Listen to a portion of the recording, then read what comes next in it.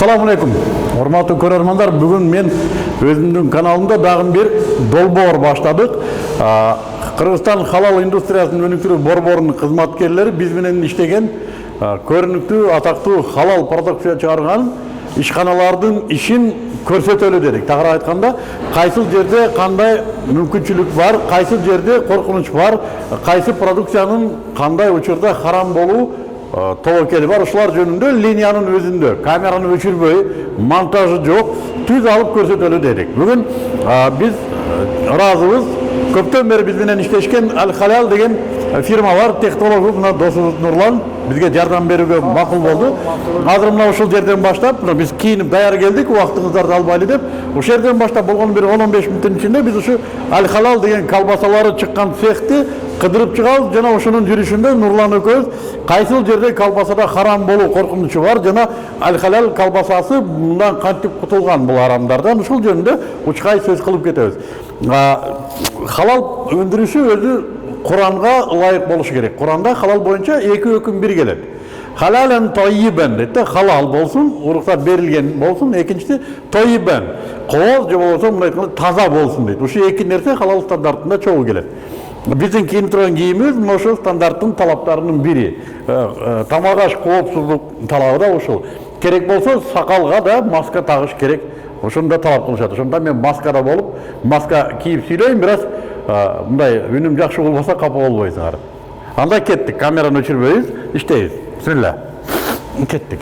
Мына жери жазып тургандай, атайын кийими жок, кирүүгө уруксат жок, жана кирип атканда бутка өзүнчө бир суюктук менен бут тазаланат. Так. Эмнеден башталат, азыр көрөбүз, кеттик.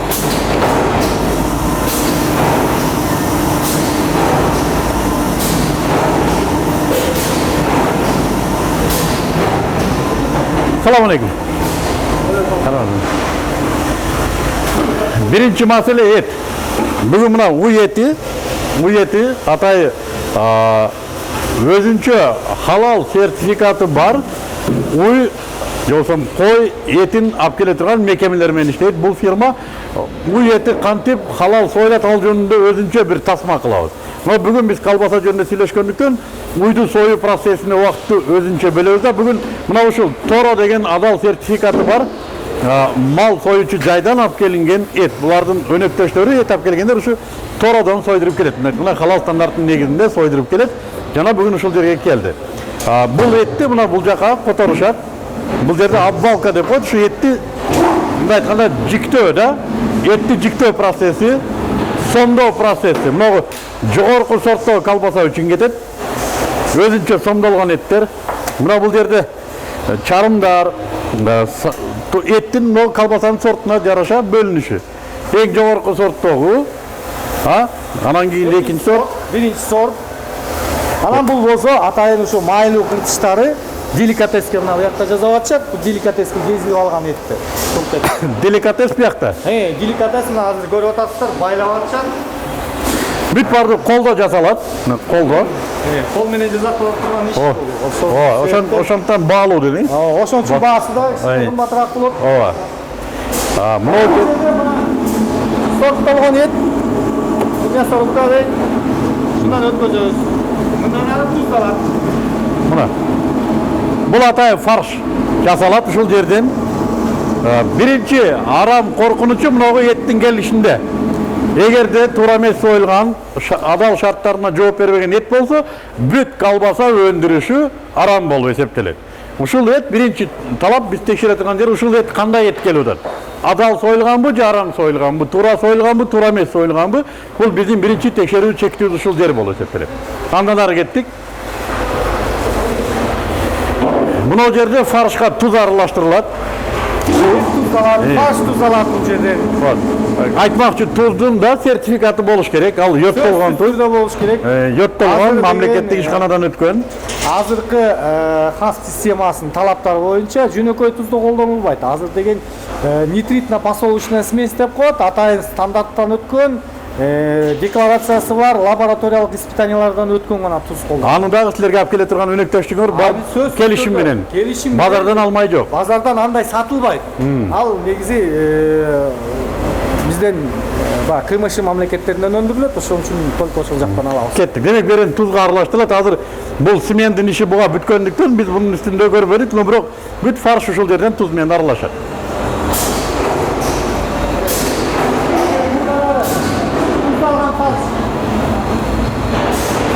Эми фарш мына казанга келет.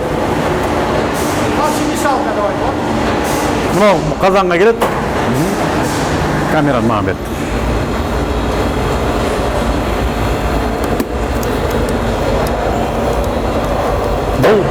Бул казанда бүт колбасага керек болгон ингредиенттер. Ингредиенттер, мисалы үчүн специя, бардык кошумчу заттардын баары ушул жерден кошулат, аралашылат текши. Анан ушул жерден даяр болуп чыгат да, мындайча айтканда кыскасы. Фарш мындан аркы апалашка даңгылай кетет. Айта турган нерсе, мунагу бүт ингредиенттердин бардыгы халал сертификаты болуш керек, ингредиенттердин ар биринин текшерүүдөн өтүш керек, сертификаттары болуш керек, койгон ушу ингредиенттерди кошула турган ингредиенттерди чыгарган заводдордун да сертификаттары болуш керек. Сөзсүз түрдө бизге келеткен өнөктөштөр ар бир компания сөзсүз түрдө өзүнүн мисалы үчүн специя предлагать этсе же вспомогательный материал предлагать этсе, бардыгы өздөрүнүн халал сертификациядан өткөзүп, лабораториялык испытаниялардан өткөзүп, бардык документтер менен бизге алып келишет. Анан ошондон кийин гана биз менен кошо иш алып барууга мүмкүнчүлүк алышат. Ар биринин ошо адал сертификаты так болуш керек. Так болуш керек. Россиядан болсо Россияныкы болуш керек, Казакстандыктан болсо Казакстандык болуш керек. Адал сертификаты жок, бирок силерге талап кылынган ингредиент келип калса, андайлар өтпөйт. Себеп дегенде биз өзүбүз ушу принимать этип аткан кезде эле биз биринчи очередь талап коебуз. Халал сертификаты болмойн биз даже территорияга киргизбейбиз. Андан ары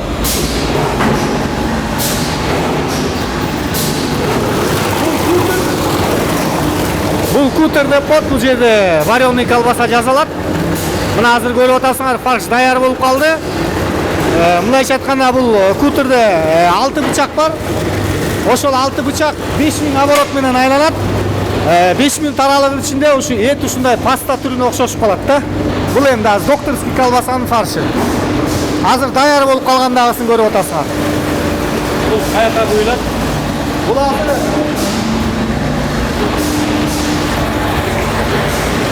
мындан ары оболочкага набивка болот, шприцке. Азыр оболочкага набивка кылабыз.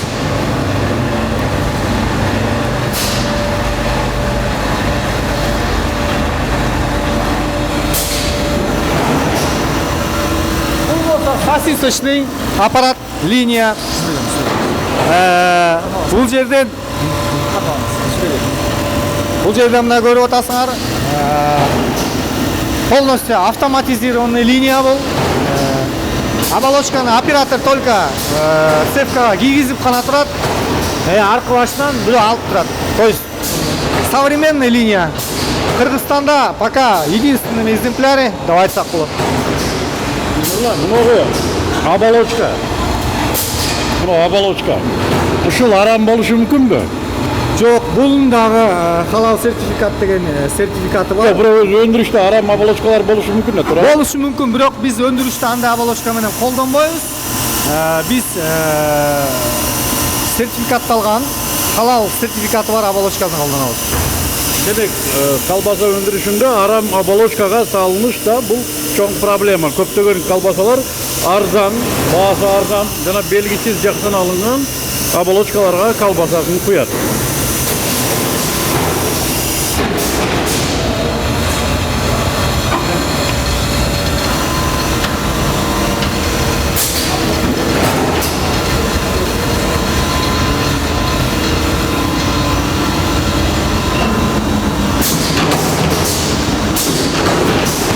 Бул ошол эле, баягы эле. Бул жанагы сиз көргөн фарш-мешалкадан чыккан фаршты мына азыр оболочкага кийгизип аткан маал полкопченый колбаса чыгып атат. Автоматтык поликлип деп коет аппарат. Өзү клипсация кылат. Бул жерде да демек Өзү порционировать этет. Демек маселе бул жерде да оболочка маселеси. Бул жерден дагы оболочка маселеси. Халал сертификаты бар оболочка. Jiplerine çen sertifikat boluş gerek. Jipler. Jipleri de sertifikat var. Boyağı. Boyağına da bardır. Bu Abaloçka'nın nereden alasın? Kayırdaki bu. Bu Rossiyadan, Rostov-na-Donu'dan gelip Abaloçka'nın atı Aysel Premium деп айтылат. Ha, bakma. Ondan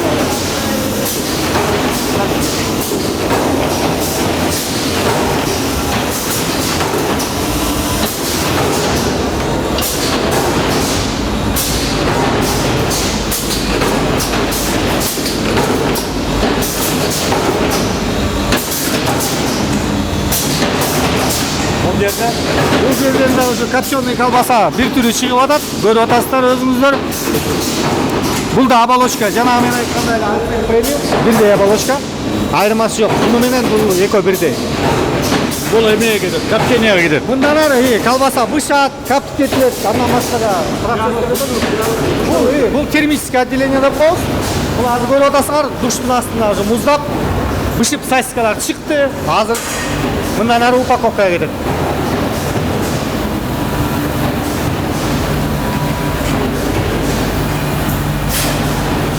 Мынау термобокстар. Бул универсальный термокамера деп айтылат. Бул шкафтардын ичинде продукция чийки боюнча кирет да даяр болуп чыгат да. Бышат.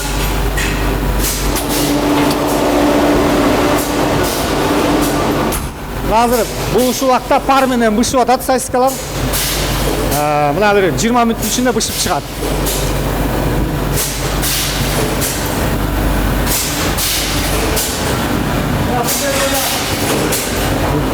Бул жактан да бышып атат. Мына көрүнбөйт парда.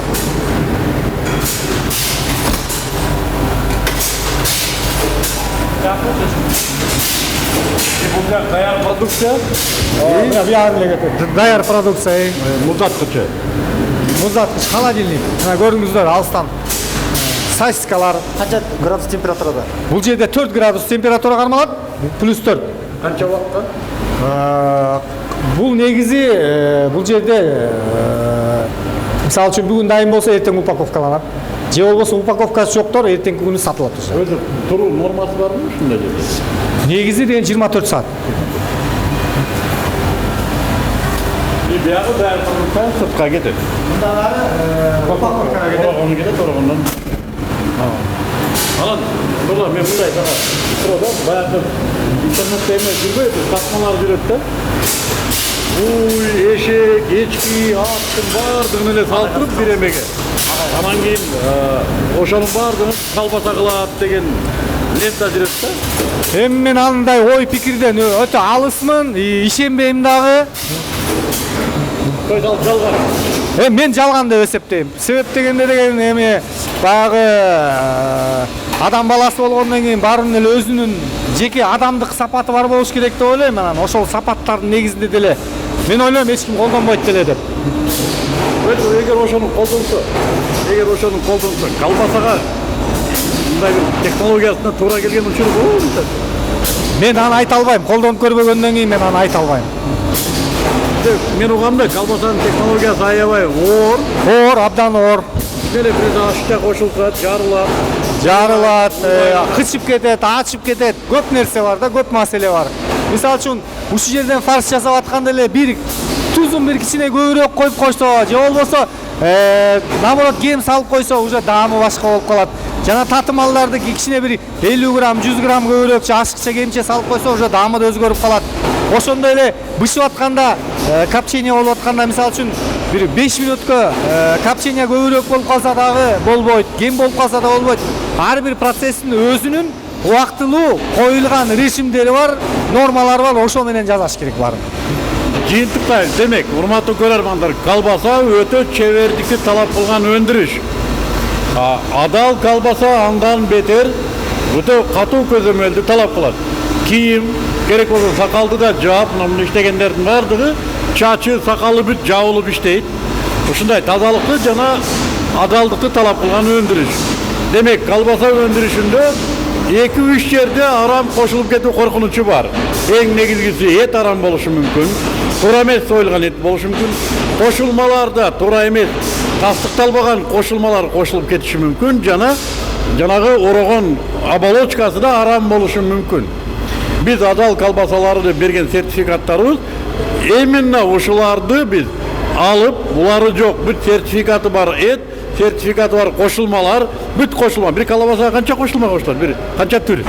Эми колбасанын эмеси Орточо бир 6-7 болуп. 6-7 кошулма. Кээ бир кошулмалардын өзүндө бир канча кошулмалар бар. Ар кайсы заводдордо жасалат. Ошого карабай ар биринин адал сертификаты болушун талап кылабыз. Жана мына ушуга жооп берген өндүрүшкө гана биз адал сертификатын беребиз. И керек болсо жанагы оболочканы да адал чыгарган ушу Россиянын өндүрүшүнөн келип ошого салышат. Мына ошол гана колбаса адал сертификаты менен сатыкка чыгат. Биздин өнөктөшүбүз бүгүн бизге ошо цехына уруксат берген Аль-Халал соода маркасы толугу менен бир канча жылдан бери иштейт. Нурлан биздин досубуз, технолог, бир канча жылдан бери ушул биздин талаптарга, шарият талаптарына жооп бергендик үчүн биз ишенип дайым текшерүүдө ушул нерселерге биз назар койгонубуз текшерүү. Ар бири ордундабы, документтеринде башка жактан алып аткан жокпу, этти башка бирөөдөн алып аткан жокпу, кошулмаларды башка жактан алып аткан жокпу, баардыгы текшерилип ордунда болгон үчүн биз тастыктап турабыз. Муну биз бүгүн тасманы чыгаруубуздан максаты халал деп жазып койгон колбасанын баардыгы эле халал боло бербейт. Сертификаты бар, болгондо да текшерүүдөн өтүп турган сертификат гана халал болуп эсептелет. Мына ушундай туугандар. Аль-Халалды жеңиңиздер, жана халал менен жашаңыздар. Рахмат.